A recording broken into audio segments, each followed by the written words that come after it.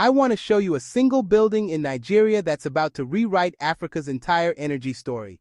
Nigeria imports large chunk of all its refined petroleum products, gasoline, diesel, jet fuel, despite sitting on some of the world's largest crude oil reserves. That means roughly $25 billion leaves the continent every single year to buy back processed versions of the very oil Africa exports. One refinery in Lagos is designed to flip that equation completely.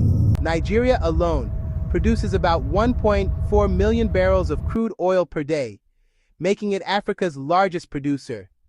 Yet Nigeria still imports refined fuels because its 4 state-owned refineries have operated at less capacity for years. This pattern repeats across the continent. Ghana, Kenya, South Africa all import refined products from Europe, the Middle East, or Asia. The crude gets shipped out, refined thousands of miles away, then shipped back at markup. For context, West Africa alone imports over 1 million barrels per day of gasoline and diesel.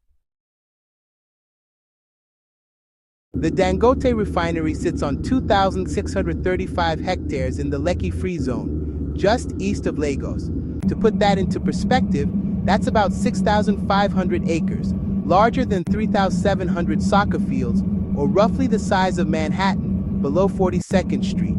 The nameplate capacity is 650,000 barrels per day, which makes it the largest single-train refinery in the world. By comparison, the largest refinery in Europe processes around 400,000 barrels per day.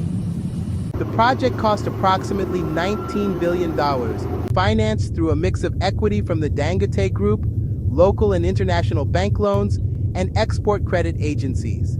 The facility includes a crude distillation unit, fluid catalytic cracking units, hydrocrackers, and desulfurization units designed to produce Euro B standard fuel, some of the cleanest specifications in the world.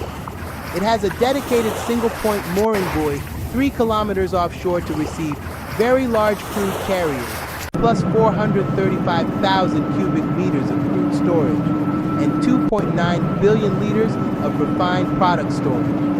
In other words, it's engineered to meet nearly all of Nigeria's domestic fuel demand and still have surplus for export across West and Central Africa.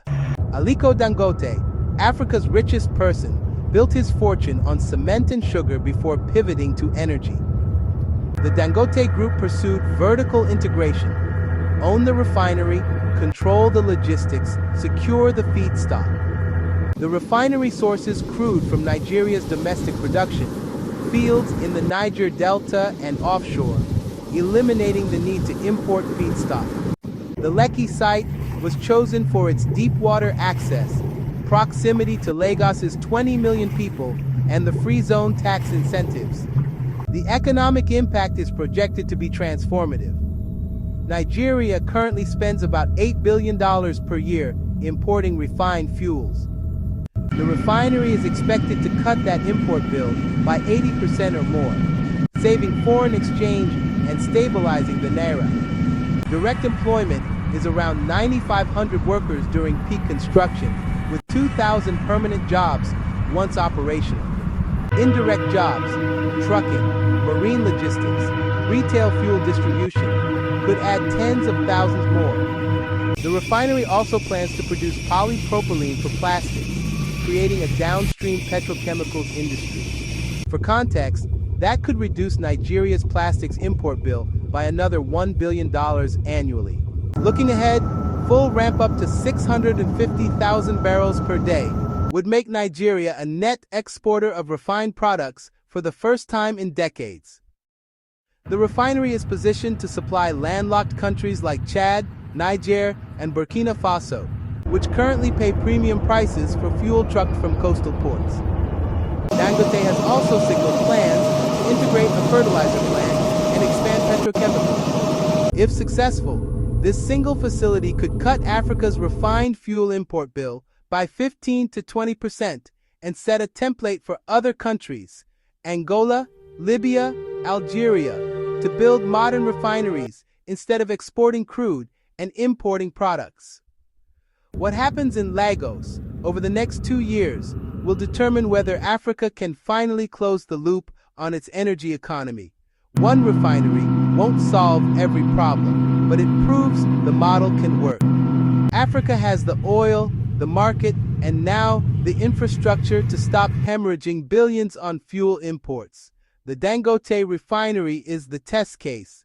If it reaches full capacity and delivers on its economic promises, expect more projects like it across the continent. The question isn't whether Africa can refine its own oil. It's whether governments and investors will commit to making it happen at scale. Please drop your comments, like, share, and subscribe to Africa Lens. Thanks.